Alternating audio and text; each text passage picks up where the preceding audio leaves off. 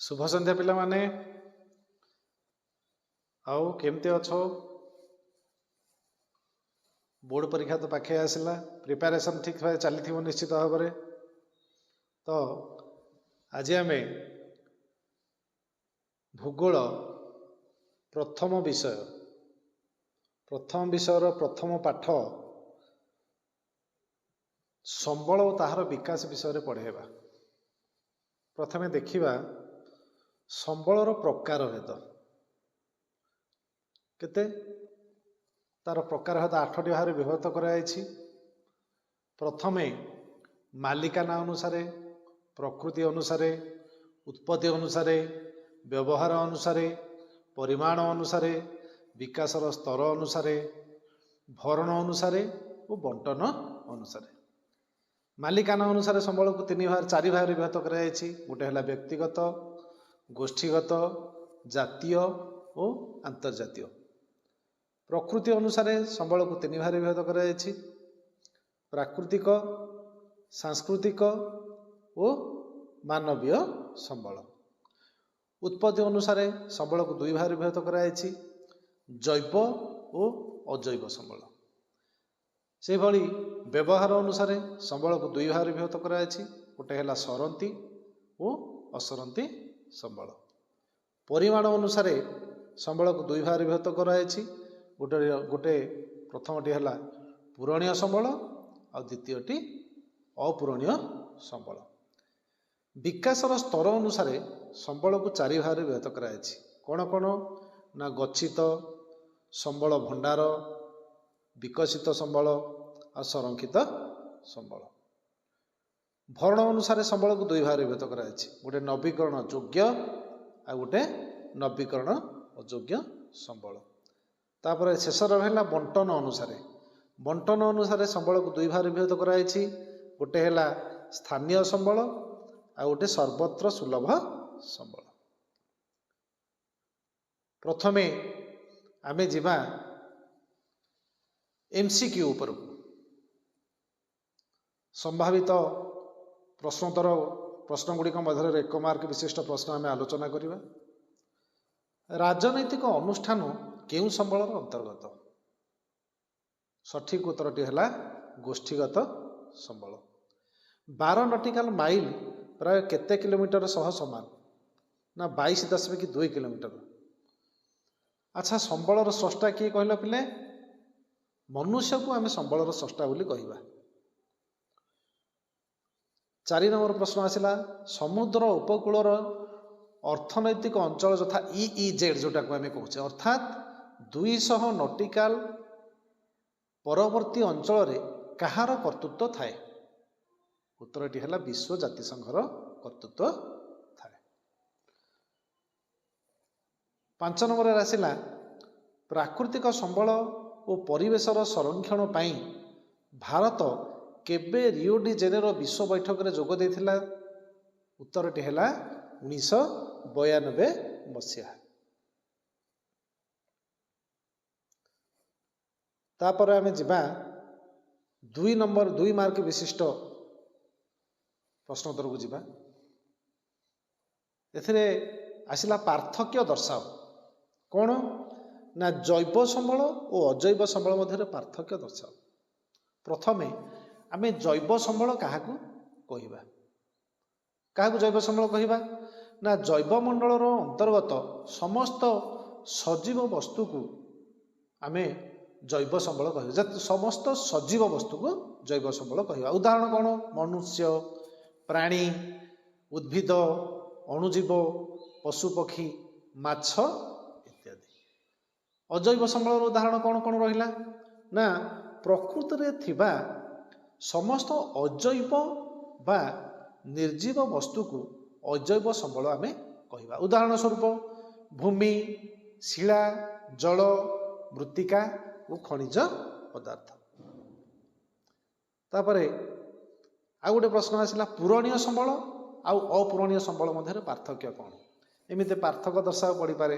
नचेत पूरणीय संबल कौन, अपूरणीय संबल कौन, एमिति भी प्रश्न परीक्षा आसीपारे। प्रथम देखिए पूरणीय संबल क्या कहती ना? जो संबल ମନୁଷ୍ୟର ବ୍ୟବହାର ଦ୍ୱାରା ହ୍ରାସ ବା ନଷ୍ଟ ହୁଏ ନାହିଁ। ତାକୁ ଯେତେ ବ୍ୟବହାର କଲେ ମଧ୍ୟ ମନୁଷ୍ୟ ତାହା ନଷ୍ଟ ହୁଏ ନାହିଁ। ତାକୁ ଆମେ ପୂରଣୀୟ ସମ୍ବଳ କୁହାଯାଏ। ଉଦାହରଣ ସ୍ୱରୂପ ସୌରଶକ୍ତି, ବାୟୁ, ଜୁଆର ଶକ୍ତି, ତାପଜ ଶକ୍ତି ଏଗୁଡ଼ାକ। ତାପରେ ଆସିଲା ଅପୂରଣୀୟ ସମ୍ବଳ। ଆମେ କାହାକୁ କହିବା ନା ଯେଉଁ ସମ୍ବଳ ମନୁଷ୍ୟର ବ୍ୟବହାର ଦ୍ୱାରା ହ୍ରାସ ବା ନଷ୍ଟ ହୋଇଯାଇଥାଏ ଏବଂ ପୁନଃ ସୃଷ୍ଟି ଆଉ ତାକୁ ତିଆରି କରାଯାଇପାରେ ନାହିଁ, ତାକୁ ଅପୂରଣୀୟ ସମ୍ବଳ ଆମେ କହିବା। ଉଦାହରଣ ସ୍ୱରୂପ ଖଣିଜ ପଦାର୍ଥ। ଖଣିଜ ପଦାର୍ଥକୁ ଆମେ ବ୍ୟବହାର କଲେ ସେ ତାହା ଦିନେ ନା ଦିନେ ସରିଯିବ। ଖଣିଜ ପଦାର୍ଥରେ ଖଣିଜ ତୈଳ ଆସିଲା, କୋଇଲା ଏହାର ଉଦାହରଣ।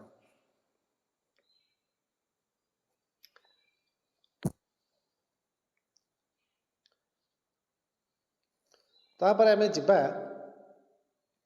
ଅତି ସଂକ୍ଷିପ୍ତ ଉତ୍ତରମୂଳକ ପ୍ରଶ୍ନ, ଯେଉଁଟାକି 2 ନମ୍ବର ବିଶିଷ୍ଟ, 2 ମାର୍କ ବିଶିଷ୍ଟ। ଧାରଣୀୟ ବିକାଶ କହିଲେ କ'ଣ ବୁଝ?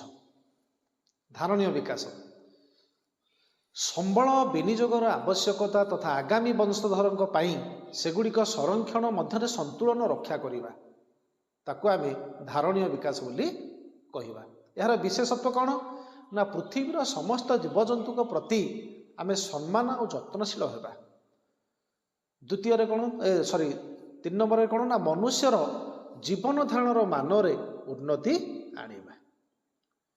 ତାପରେ 2 ନମ୍ବରରେ ଆସିଲା କ'ଣ ନା ସମ୍ବଳକୁ କାହିଁକି ଦେଶର ଅର୍ଥନୈତିକ ବିକାଶର ଚାବିକାଠି କହନ୍ତି? କାହିଁକି କହନ୍ତି ନା ଗଚ୍ଛିତ ଖଣିଜ ସମ୍ବଳକୁ ଭିତ୍ତି କରି ସେହି ଅଞ୍ଚଳରେ କଳକାରଖାନା ମାନ ଗଢ଼ି ଉଠିବା ଦ୍ୱାରା ସ୍ଥାନୀୟ ଲୋକେ କର୍ମ ନିଯୁକ୍ତି ପାଆନ୍ତି। ସମ୍ବଳର ଉତ୍ପାଦନ ଓ ବ୍ୟବହାର ସେହି ଦେଶର ମାନବ ସମ୍ବଳ ଉପରେ ନିର୍ଭର କରିଥାଏ। ଯେଉଁ ସଭ୍ୟତା ସମ୍ବଳକୁ ଯେତିକି ବିକଶିତ କରିପାରିଛି, ସେ ଦେଶର ଅର୍ଥନୈତିକ ଅବସ୍ଥା ସେତିକି ଉନ୍ନତ ହୋଇପାରିଛି। ଉଦାହରଣ ସ୍ୱରୂପ ଇଂଲଣ୍ଡ, ଆମେରିକା, ଜାପାନ ଏମାନେ କାହିଁକି ଆଜି ଏତେ ଉନ୍ନତ? ସେଥିପାଇଁ ସେମାନଙ୍କ ଦେଶର ସମ୍ବଳକୁ ସେତିକି ଭଲ ଭାବରେ ସେମାନେ ବିନିଯୋଗ କରିପାରିଛନ୍ତି, ନାଇଁ କି? ନେକ୍ସଟ ଯିବା, ପରବର୍ତ୍ତୀ ପ୍ରଶ୍ନକୁ ଆମେ ଯିବା।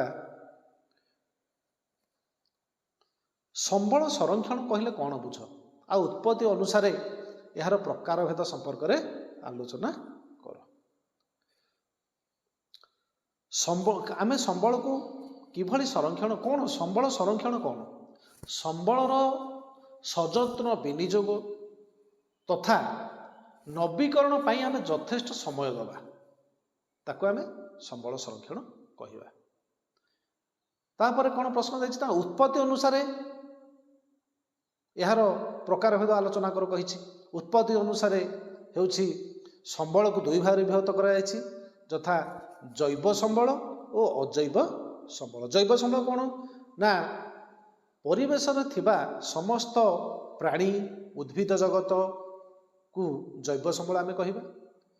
ଜୈବ ସମ୍ବଳରେ ଅନ୍ତର୍ଗତ ସମସ୍ତ ସଜୀବ ବସ୍ତୁ ଯଥା ମନୁଷ୍ୟ, ପ୍ରାଣୀ, ଉଦ୍ଭିଦ, ଅଣୁଜୀବ, ପଶୁପକ୍ଷୀ, ମାଛ, କୀଟ, ପତଙ୍ଗ ଏସବୁ ଜୈବ ସମ୍ବଳ ଅନ୍ତର୍ଗତ। ମୁଁ ତୁମକୁ ଟିକିଏ ପୂର୍ବରୁ କହିଥିଲି।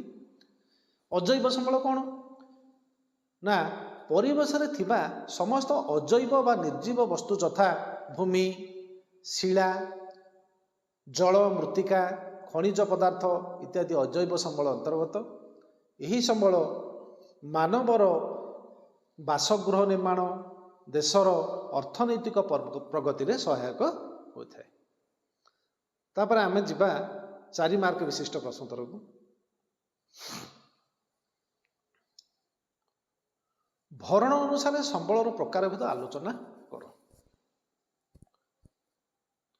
କ'ଣ ତାର ଉତ୍ତର ନା ଭରଣ ଅନୁସାରେ ସମ୍ବଳକୁ 2 ଭାଗରେ ଯଥା ନବୀକରଣ ଯୋଗ୍ୟ ସମ୍ବଳ ଓ ନବୀକରଣ ଅଯୋଗ୍ୟ ସମ୍ବଳ ଏହି 2 ଭାଗରେ ବିଭକ୍ତ କରାଯାଇଥାଏ। ଯେଉଁ ସମ୍ବଳ ମନୁଷ୍ୟ ଦ୍ୱାରା ବାରମ୍ବାର ବ୍ୟବହାର ସତ୍ତ୍ୱେ ସମ୍ପୂର୍ଣ୍ଣ କ୍ଷୟ ହୋଇନଥାଏ ଏବଂ ବିଭିନ୍ନ ଉପାୟରେ ତାହା ପୁନଃ ଭରଣ ହୋଇଯାଇଥାଏ, ସେଗୁଡ଼ିକୁ ଆମେ କ'ଣ ନବୀକରଣ ଯୋଗ୍ୟ ସମ୍ବଳ କହିବା।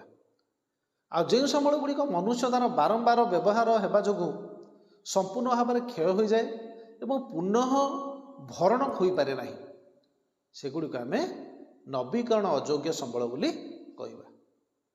नवीकरण योग्य संबलर उदाहरण होछि जंगलजात पदार्थ, प्राणीजात पदार्थ, कृषिजात पदार्थ, जल मृत्तिका एवं नवीकरण अयोग्य संबलर उदाहरण कौन होछि ना कोयला, पेट्रोलियम इत्यादि। परवर्ती प्रश्न को जिबा।